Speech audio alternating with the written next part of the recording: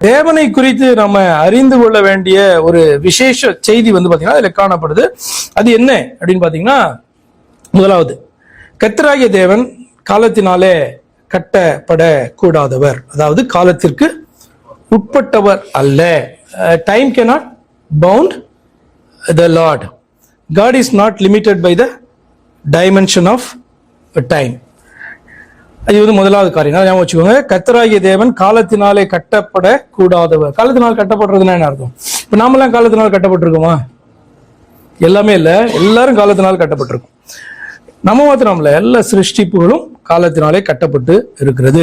அடுத்த இரண்டாவது பாயிண்ட், கர்த்தராகிய தேவன் காலத்திற்கு அப்பாற்பட்டவர், ஆனால் அவரால் காலத்திற்கு உட்பட்டவராகவும், அதாவது கால ஓட்டத்திற்குள் அவரால் பிரவேசிக்க முடியும், ஆனால் காலத்தால் அவரை விழுங்க முடியாது. விழுங்குறதுனா என்ன அர்த்தம்?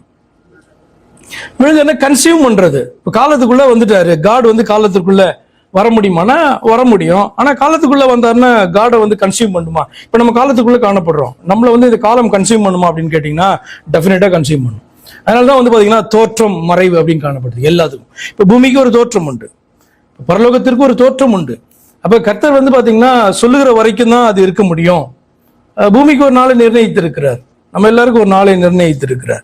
அப்ப இந்த காலத்திற்குள்ள வரும்பொழுது ஒரு தோற்றம், ஒரு துவக்கம் உண்டு, அதே மாதிரி ஒரு முடிவு உண்டு. ஆனால் தேவன் பாத்தீங்கன்னா காலத்திற்கு அப்பாற்பட்டவர், ஆனா அதே நேரத்துல நன்றாக புரிய வேணும், இந்த காலத்திற்கு உட்பட்டவராகவும் அவர் வர முடியும். அப்படி வந்தாலும் இந்த காலம் என்பது அவரை விழுங்க முடியாது. ஆக்சுவலா கூடாது இல்ல, விழுங்க முடியாது. ஆக்சுவலா நீங்க அப்போஸ்தலர்ல எப்படி பாப்பீங்க, அவரை மரணத்தினால் கட்டக்கூடாது இருந்தது அப்படின்ட்டு ஸ்தேவான் வந்து தன்னுடைய பிரசங்கத்தின் போது சொல்லுவார். அவர் மரித்தார் நமக்காக, ஆனா மரணம் அவரை கட்டக்கூடாது இருந்தது. ஏன்னா அவர் வந்து காட். ஏன்னா அவர் வந்து பாத்தீங்கன்னா இங்க உள்ள காணப்பட்டாலும் டைம் பவுண்டுக்குள்ள பாத்தீங்கன்னா அவருடைய சரீரம் தான் காணப்படுது. அதனாலதான் ஏசு பிறந்தார், ஏசு மரித்தார் அப்படி சொல்றோம்ல. அப்ப இந்த சரீரம் தான் பாத்தீங்கன்னா இந்த டைம் பவுண்டுக்குள்ள வந்ததே ஒழிய காடா அவருடைய ஆவி வந்து பாத்தீங்கன்னா இந்த பவுண்டுக்குள்ளார டைம் வந்து பாத்தீங்கன்னா அவர் வந்து கட்டுப்படுத்த முடியாது. மூன்றாவது பாயிண்ட், கர்த்தராகிய தேவன் குறிப்பிட்ட காலத்தின் முடிவை அந்த காலத்தின் துவக்கத்திலிருந்து காணக்கூடியவர். மனிதர்கள் தங்களுக்கு நியமித்துக் கொள்கிற கால நேரத்தை மாற்ற வல்லவர். அதாவது God can see the end from the beginning. இப்ப நமக்கு எப்படி இருக்கும் அப்படின்னு சொன்னா, நம்மளுடைய துவக்கம் தெரியும், அப்படி இன்னைக்கு நம்முடைய பிரசன்ட் தெரியும், நம்முடைய ஃபியூச்சரை நம்மளால என்ன பண்ண முடியாது, பார்க்க முடியாது. ஆனால் தேவன் வந்து பாத்தீங்க அப்படின்னு சொன்னா குறிப்பிட்ட காலத்தினுடைய முடிவு அர்த்தம், ஒரு பீரியட் இல்லையா, காலத்தினுடைய முடிவு. ஒரு மனுஷன் காணப்படுறான், அவனுக்கு ஒரு முடிவு உண்டு இல்லையா. அப்ப அந்த முடிவை வந்து பாத்தீங்கன்னா அவர் வந்து பார்க்கக்கூடியவராக இருக்கார். ஒரு மனுஷனை உண்டாக்குவதற்கு முன்பாகவே அவனுடைய துவக்கமும் அவனுடைய முடிவையும் காணக்கூடியவராக அவர் காணப்படுகிறார். அப்படின்னாலே பாத்தீங்கன்னா எனி பாயிண்ட் ஆஃப் டைம் அந்த காலத்திற்குள் வந்து அவரால் என்ன பண்ண முடியும், கிரியை செய்ய முடியும். நம்முடைய பிளான்ஸ் எல்லாம் வந்து பாத்தீங்க அப்படின்னு சொன்னா, என்னுடைய பிள்ளை பிளான் பண்ணிட்டான், ஆனப்படினாலே நான் வந்து பார்த்தேன் அப்படின்னு சொன்னா உள்ள வந்து இதை ஒன்றும் செய்ய மாட்டேன் அப்படின்லாம் வந்து பாத்தீங்கன்னா மற்றவர்களால் செய்ய முடியாம இருக்கும். அப்ப நம்மளோட ஸ்கெடியூலு, நம்ம டைமு, நம்முடைய பிளானு இதற்கெல்லாம் அப்பாற்பட்டவராக காணப்படுகிற அப்படின்னாலே காலத்திற்குள் இடைபெட்டு ஒரு காரியத்தை ஆண்டவரால் செய்ய முடியும். புரியுதா நான் சொல்ல வர்றது உங்களுக்கு? புரியல? அப்புறம் இந்த நோட்ஸ் கொடுக்குறேன்னு செக் பண்ணிக்கோங்க, சரியா?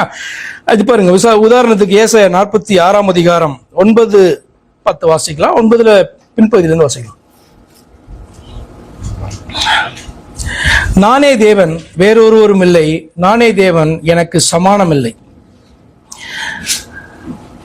அந்தத்தில் உள்ளவைகளையும், அந்தம்னா வந்து எண்ட், அந்தத்தில் உள்ளவைகளை ஆதி முதற்கொண்டும் இன்னும் செய்யப்படாதவைகளை பூர்வ கால முதற்கொண்டும் அறிவிக்கிறேன்.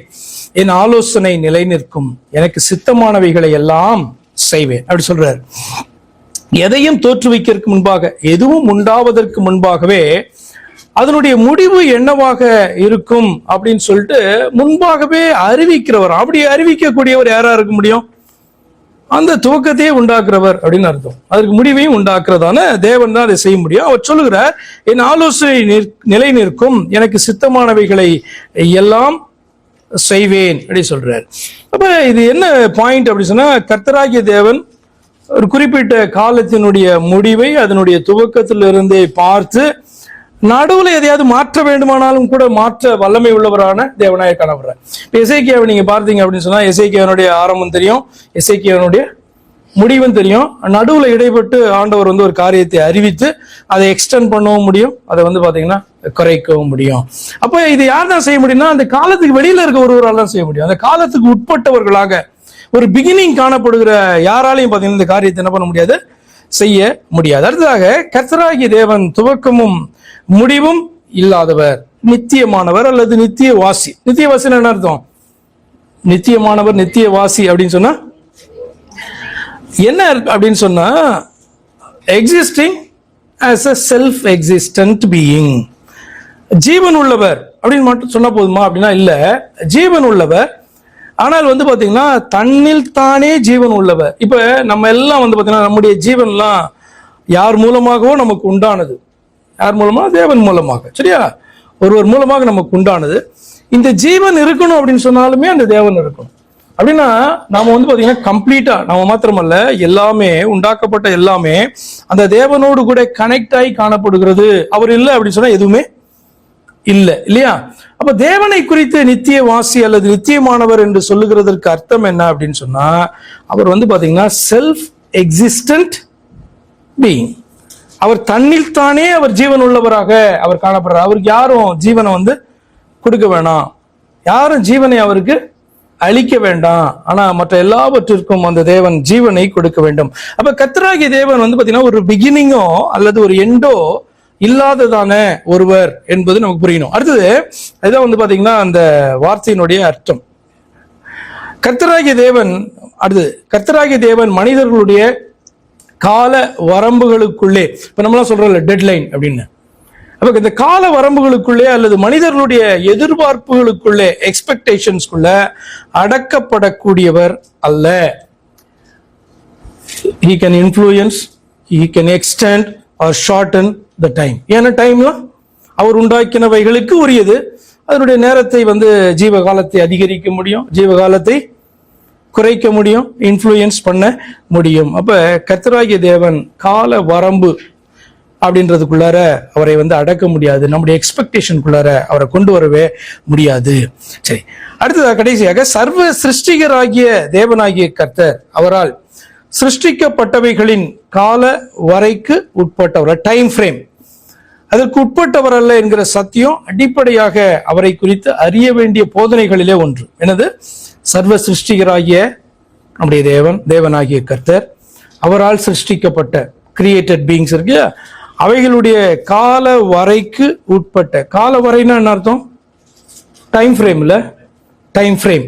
அந்த டைம் ஃப்ரேம்குள்ளார அவர் வருகிறவர் அல்ல அப்படின்றதான காரியத்தை நம்ம அறிந்து கொள்வது மிக மிக முக்கியமான காரியம். God's timelessness is not subject to the limitations of his creation. நம்ம எல்லாருக்கும் லிமிடேஷன் உண்டா இல்லையா?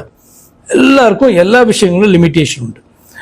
தேவன் பாத்தீங்கன்னா இந்த லிமிடேஷனுக்குள்ளார அவர் வந்தாலும் கூட, இப்ப கிரைஸ்ட் அப்படின்னு சொல்லும் போது மாம்சத்துல தேவன் வெளிப்பட்டு இந்த லிமிடேஷனுக்குள்ள வந்தார். என்னென்ன லிமிடேஷன்ஸ் அவர் காணப்பட்டது?